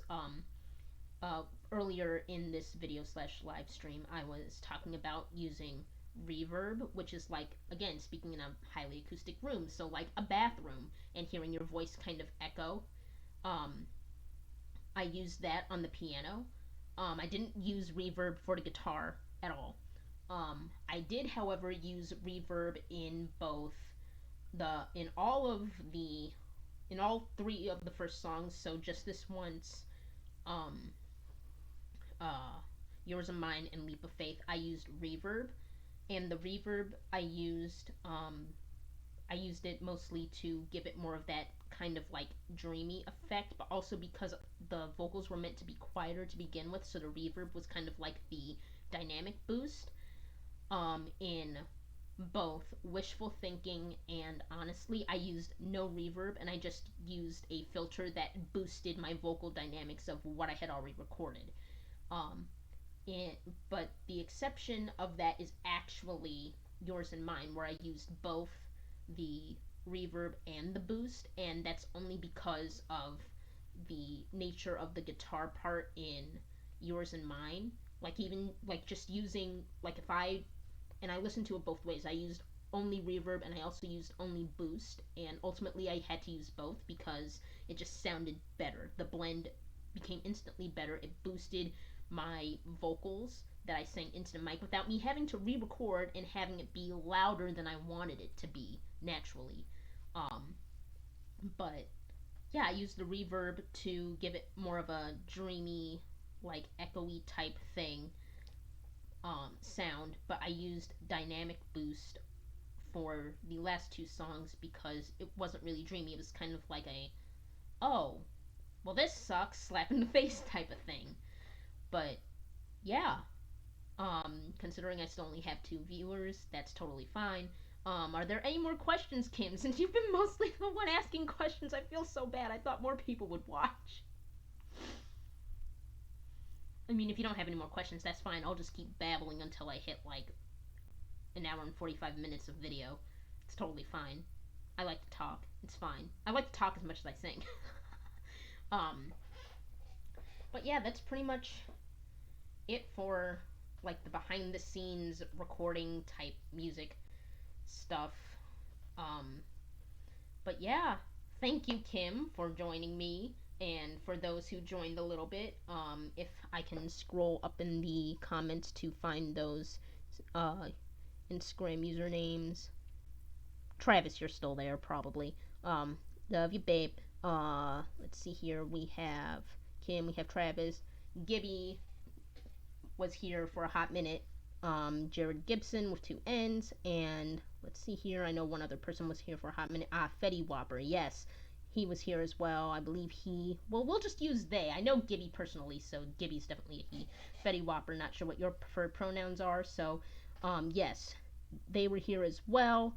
And yes, this video will be posted on my YouTube channel eventually. And yes, like I said, I'll just keep talking until we go into until we hit the nice rounded minute and 40 minute, not minutes. I haven't been talking for a minute. I've been talking for an hour and 37 minutes.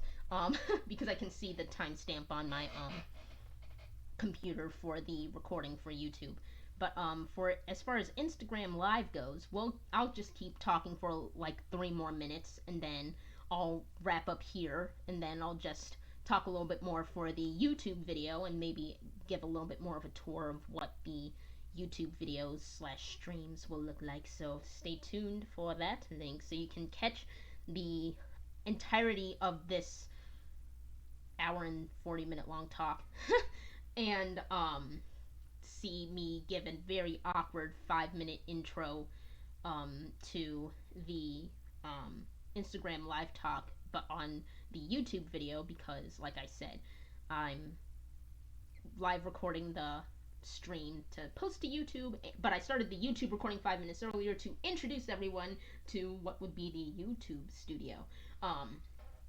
But yeah, so for talking for 2 more minutes, yeah, pretty much that was the process of me recording the song. My computer is about to yell at me and tell me that I need to plug it in, so I'm just gonna do that real quick. There we go. But yeah, that was, yeah, the album was really fun to record. Um, because again, I'm awkward and it's my brand as a songwriter composer. Not gonna lie, it took me, I did this entire thing in 2 weeks. No, I didn't write the song in 2 weeks. Like I said, I wrote 3 of the songs like 5. I wrote all of the songs like 5 years ago, but I wrote the first 3 songs like earlier in the year that I started that. Yeah, so but yeah, no, but like the actual process of recording, because I had the majority of the music from playing them live, either on guitar or at the piano. I just had to flesh it out and add the strings to the piano parts. And so, yeah, So yeah, that's how that went down. But yeah, that was pretty much the recording of Cycle Back. Thank you so much for everyone, even though at some point it was only 4 people who joined for this lovely talk. And thank you for Kim and Travis, who for the most part stuck around for the entire thing because I babble. Hopefully, my other videos won't all be an hour and 40 minutes long.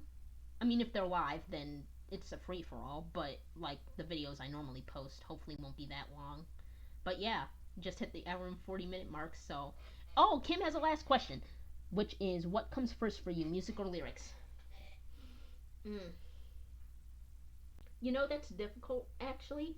When I first started out, it was lyrics, definitely lyrics, but not necessarily lyrics in that I had all the lyrics written down before I thought of the song. So what happened and what usually happens is I hear words or phrases or I see something that makes me think of a certain word or phrase and I start humming something, I guess, because it just sticks. And then as I'm singing the words, the lyrics come. They start flowing. So for like just this once, I don't know. I don't even know how I started thinking of that one. I was just like, I guess it just I was just walking and was like, okay, Disney vibe ish. When will I ever find love? I have these crushes, whatever. And the and I was like, oh, just this once. And then I was like, just this once. And then I started singing it. And then as I was singing it, the words came. And so for me, I guess they kind of come at the same time, but that's more so like the main vocal part.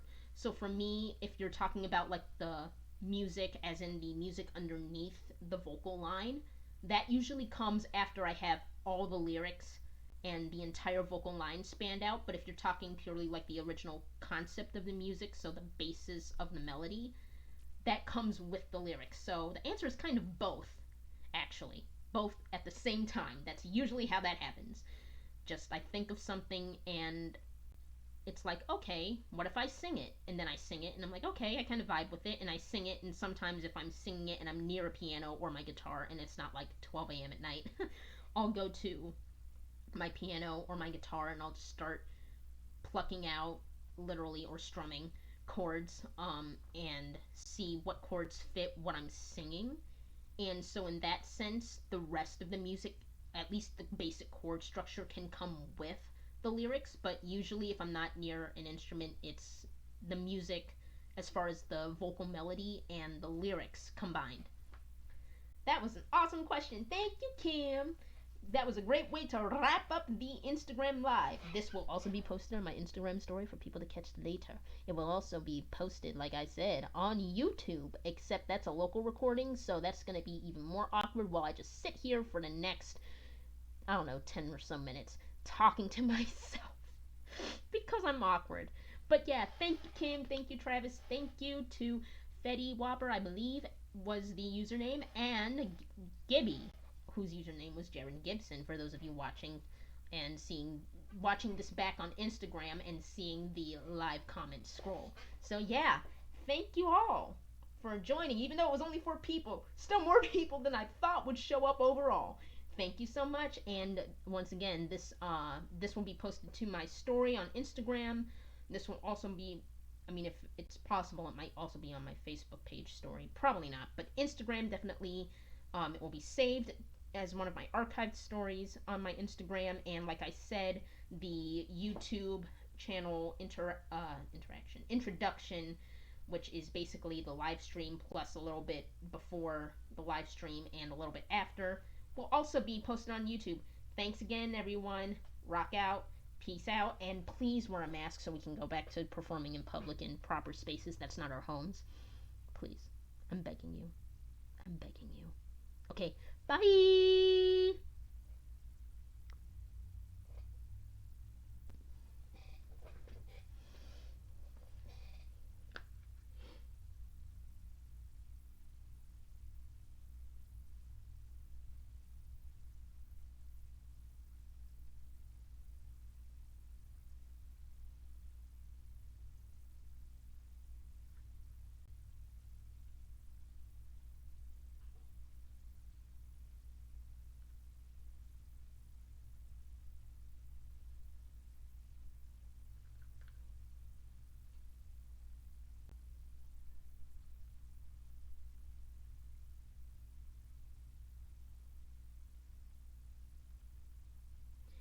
Yes, hello everyone who are still who will yes, the video recording for the YouTube is still rolling, but please stay tuned while I just very quickly post this to Instagram. Yes, you will awkwardly be watching me type onto my phone for like a hot minute. YouTube link for the recap slash channel spell that right. Oh, channel intro view.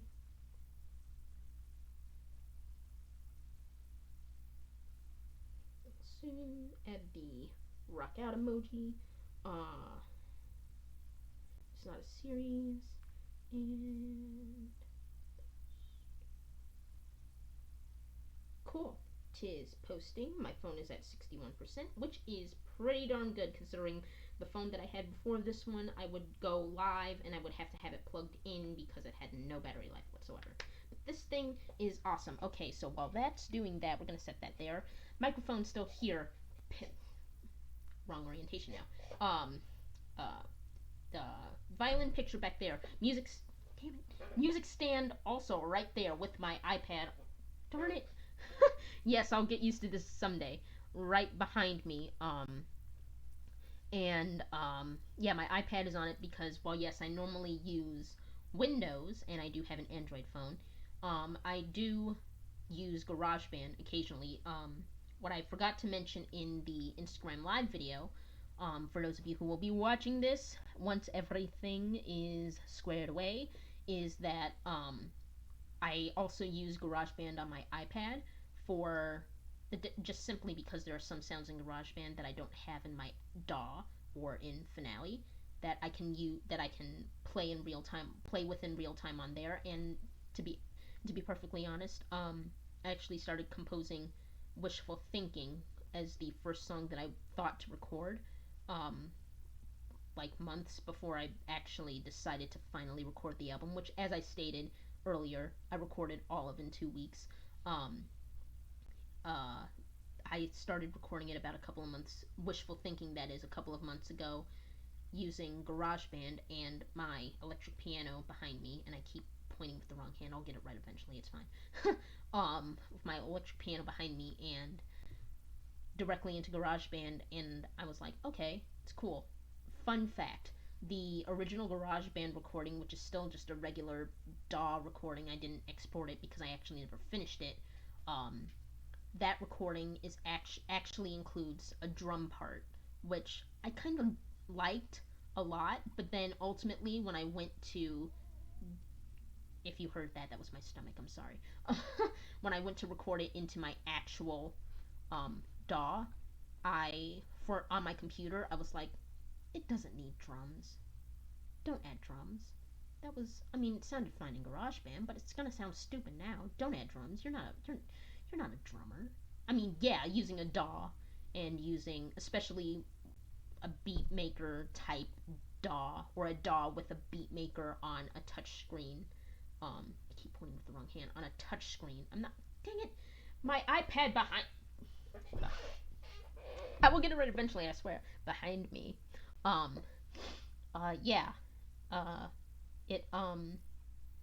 Like, if you're familiar with it at all, or you're familiar with how beat making apps on either an Android phone or on an iPhone or on any touch screen tablet works, you basically just tap it and it gives you the sounds. Well, because I'm not a percussionist, that's how I did it.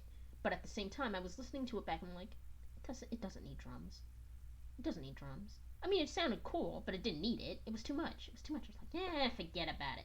And so, the recording that you hear doesn't have drums. Um, since I'm gonna be talking for another, I'll just make it a nice round, almost 2 hours. So since I'll be talking for another 10 minutes, maybe I might lop it off at like 5. For another 5 minutes, maybe. Um, I'm going to go and real quick give you, and yes, I've already opened them. I won't open Finale again, but I will open Cakewalk again and kind of show you a little bit of what I was talking about as far as um uh uh the inner workings of the pieces that I alluded to in the live stream. So for those who watch the live stream, if you catch the YouTube, you will um, see the other behind the screen things that I didn't actually include in the Instagram live because I couldn't. Um, let's see here. Wrong way. Yes, I do have an entire folder of my compositions. So this is the complete album with all of the files for the songs. If you are to, that is too far back, download the complete album from my website for uh, for a small fee. Please check the website. That's rishashine.com. Let's see if I can actually type that live into the. Oh no, don't do that. Switch to the wrong screen. Let's just do this. Open a new note. Of course, it opened in the wrong thing. I'm going to bring that here, and we're gonna close that, and we're going to take the note, and we're going to type the note, and my website is rishashine.com. It's literally that simple. So if you can see that here, I'll see if I can't make that a little bit big. That is not making that bigger. Can I make it bigger? That's strike. No, that's not a line. That's italics. It's bold. How do you make it? Oh, it's probably up here. No, you can't make it bigger. Okay, but yeah, it's if you can see that, that is rishashine.com, and so yeah, rishashine.com. You can buy my singles on there. Each of these songs is available as a single for 17 cents because 17 is my lucky number, and I was like, it's also cheaper than the 99 cents that other music downloading sites that sell music sell them for, and I'm like, be nice. I mean, it's my music. I can value it at whatever I want it to be. So yeah, all the singles that I ever will put for sale on my website, they will be 17 cents. And when you download the entire album, it is in fact going to be a zip file, as you see here. When you download that, that's for, and I'm not going to name that price here so that you don't know how much I figured to price it. You will have to find out for yourself by actually going to my website and taking a look at it. If you heard that, that would be my dryer going off because today is laundry day. Yay! But anyways, so to open, so let's start. Of course, they're not in the right order for. Okay, so real quick, I'm just going to properly number these things. Just so they show up in the correct order.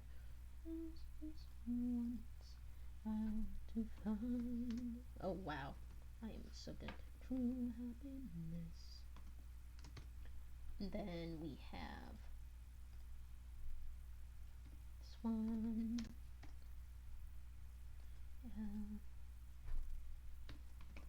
That one. And then we have, when I do other, wow, I did 4 twice. That's why it didn't show up and then put it in alphabetical order. I'm an idiot. So yeah, when I do other YouTube streams, what you'll see is in the lower right hand corner, me. I don't know why I dragged my mouse like that. You can't see that screen. You'll see me in the lower right hand corner, and you'll see this, which is what I call my point of view, which means you see what I'm seeing on my second monitor as far as whatever program I have up. And then going back real quick, howdy, me, just good old me. This is what I call performance. So like I said, kind of like a just chatting type vibe if you watch Twitch streams or other YouTube streams where they switch back and forth.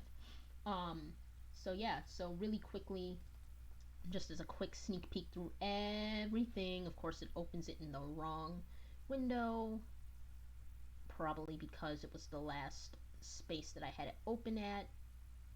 Sometimes it'll remember it, sometimes it won't. That's too big. Okay, nope, that's the wrong window. There we go. So yeah, this is the um I'm gesturing, but you already see it. I'm gesturing because to me it's on this screen. But yeah, this is the effects bar. Not gonna get into it. I might go do a tutorial type thing eventually, just like, hey, I'm a composer and a singer-songwriter, and this is this gear that I like to use, whatever. Um, but yeah, this is the tracks: vocals on top, piano, strings, strings. So instead of going in kind of like a orchestral order, give me one. But second, bending over. Got it. So like I have, and I'm gonna switch views real quick so you can maybe see it. I have a notebook where in the front page of it, yeah, it's not focused very well, but that's fine. It has like up here, it has like metronome marking reminders, and then like okay, that's better. Then like below it has like the orchestral score order, and that's to keep it in mind for me because like I said in the Instagram live stream, I, even though I'm a composer and even though violin was my primary, I wasn't in orchestra, I was in choir. And so when it comes to orchestral score orders, it wasn't the type of score that I was always looking at. I was constantly looking at a 4-part with piano, sometimes without piano um, part underneath it. So I was looking at a 5-part score, which goes soprano, alto, tenor, bass, piano at the bottom. Well, for orchestra, it's slightly different. You have your woodwinds, you have your brass, and then you have, if I'm reading this correctly, you have your percussion after the brass. I don't know why I forgot the percussion. And then below it, and then below it, if you don't have choir, because you can't have choir with orchestra, um, if you have harp or piano, you after the percussion you include the harp or piano, and then any solo instruments, and then after that you include your string sections.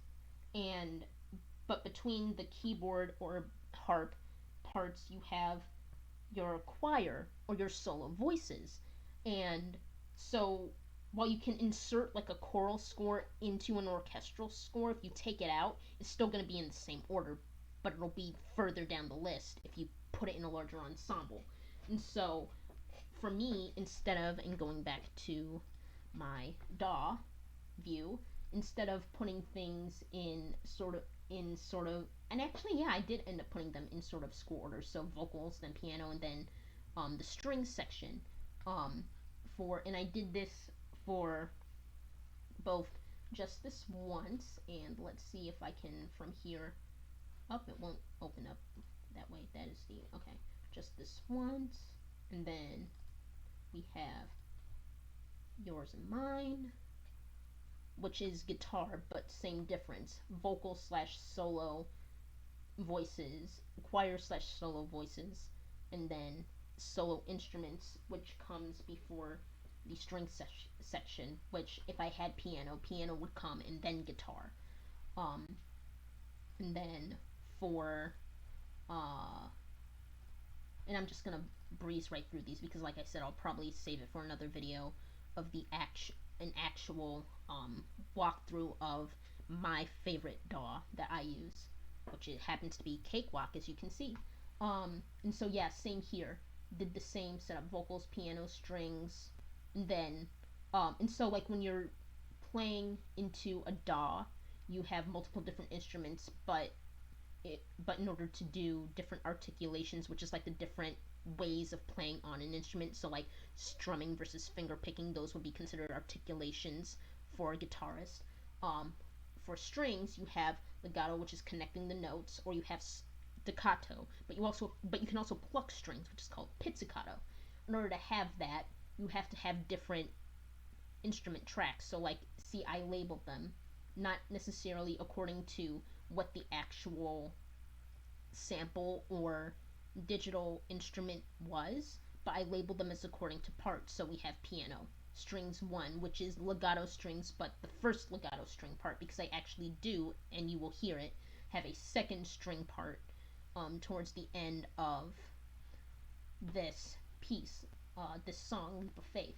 And then I have an ostinato section, which is slightly different than staccato. It's a very, not exaggerated staccato, but it's a much, not even harsh, it's just a much more rhythmic staccato, so it's much shorter. Um, and then you have your regular pizzicato. And so like if I were to scroll, and then like you have the piano, you have the voice, and like I said, you have the effects here. Here, and like I said, I'll go through it later. If you don't know what these are, here I'll click. No, you can't see it. Yeah, you can see it. That's the actual string part. But then if I unclick, that's what's called the automation, which is basically the dynamics. And like I said, I'll eventually probably do like a tutorial or a live compose or a live arrange something or other. And as you can see, there go the string boom boom, the pizzicatos that you'll hear. More automation, um, which I didn't touch on in the live video, but in order to get the strings to really breathe, so they don't just, because strings and woodwinds and such of the like, you can do so many different things with them. I mean, yes, you can do so many different things with a live piano. Those are called, that's in the orchestral composition slash chamber composition world, that's called prepared piano. Yeah, we're about to go over the 2 hour mark for this video. It's fine. It's the first video, and I just wanted to show you a quick thing, but, and yes, I talk a lot. And then you have the pizzicatos again, piano, vocals, more string one. But what I really wanted to show you was that here, for this bit, I actually just did what's called a string divisi for here, and then you have the piano roll. Why are you not showing it? There you go. Yeah, which is basically just doubling the same part. So I did that for that section, but then in like here, I'm using the string ostinato for a very marked short, so it's like a little bit shorter than a normal short note. And then here, simply because I didn't want to put them both in the same track, because it's not an exact mirroring. Strings 2 starts a couple of beats a full measure before string 1, which with the ba-da-dum ba-da-dum ba-dum. And so as you hear, yes, they're doubled at the, I think I doubled them at the octave. Please tell me I doubled them at the octave. Going to then go all tracks. Yeah, see, they're doubled at the octave. So if we just go focus previous track, you see the string 1 is up there. Tracks, go to focus next track, string 2 is down there. And yeah, you're looking at everything all at once on the piano roll, which can get a little bit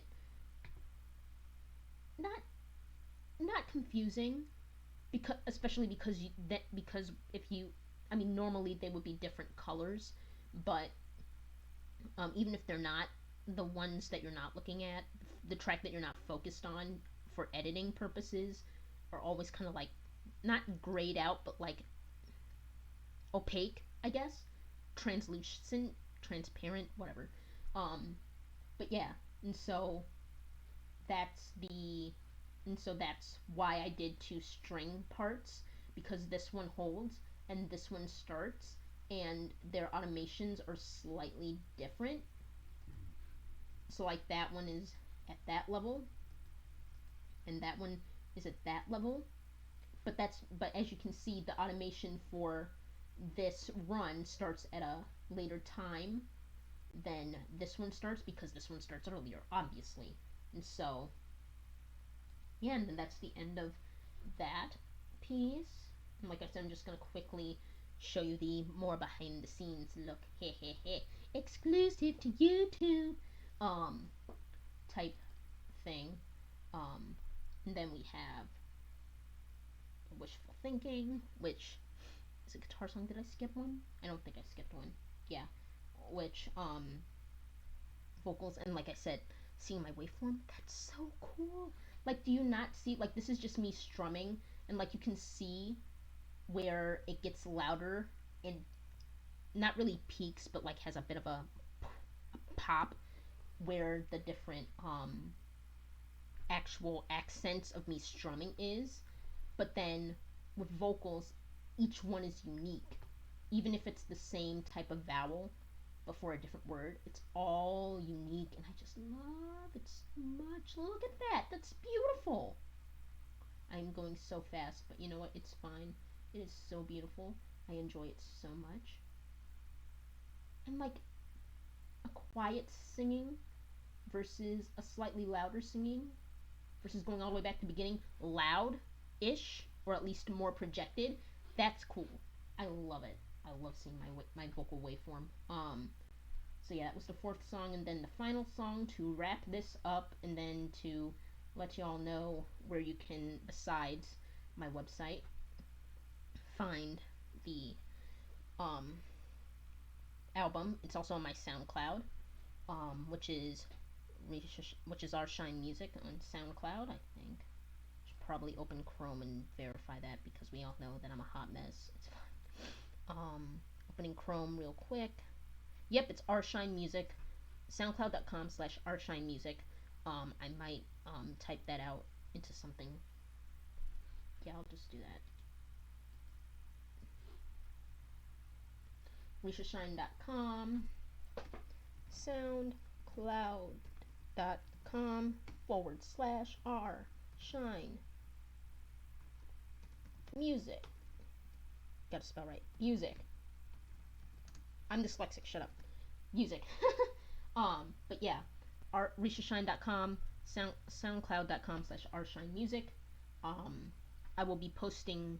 I mean, you'll be watching this on YouTube, obviously, but for those who were on the Instagram live, I will be posting the link to my YouTube underneath it. Well, not underneath, but in a separate post, or maybe in the comments of the actual video post. And yeah, but before we go, just look real quick at the track for Honestly, and like as you can see, there goes vocals 1. I didn't label it vocals 1. I don't know why I labeled it vocals 1. I could have labeled it main or something, but I didn't. I got a little lazy with it. It's fine. Normally y'all won't see this. Vocals 2, guitar 1, guitar 2, and then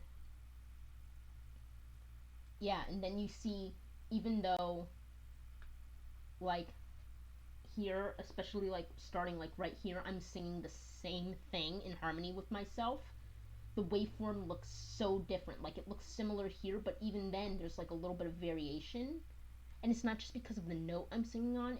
It's just I don't know how to explain it. That's why I wish I could have taken acoustics, because it's just so cool. And like even here, even though I'm singing in like here versus here, like I'm singing the same line but like slightly after each other, and like it's just so different. Like, actually, this almost looks like a mirror, like it could be a mirror image of that, but even then it's not the same. It's not identical. It's just so fascinating. And like here, it's like I think this is the portion where I go play this cutthroat game of chess with um over myself, and it's just so cool to look at. Like, I love it. And like, to compare them, like I said, I'm singing the same line, and at some point I think they're actually almost in unison, and even then they're not singing. The waveforms do not look the same at all. I think here might be where both my vocal parts are in unison, like right around here. I'm not gonna play it. You'll hear it in the songs. You'll hear it, and it's like it just looks so different, and I love it so much. Anyways, but yeah, that's Cakewalk. I might eventually do a thing where it's like, hey, behind the scenes, here's Cakewalk, the DAW that I use for a lot of my recording. I don't know why I closed all those windows while you guys were watching, but I'll learn. So yeah, thank you for those who watched the Instagram live and are catching this again to see all the extra bits at the end. And thank you for those who are catching this on YouTube because you missed the Instagram live. Like I said, the links to my SoundCloud and my website will be either in the description or a posted comment, pinned comment, I guess, on the video. And thank you for joining me for a behind the scenes post album release talk / Q&A, and I'll catch you guys on the next video. Later.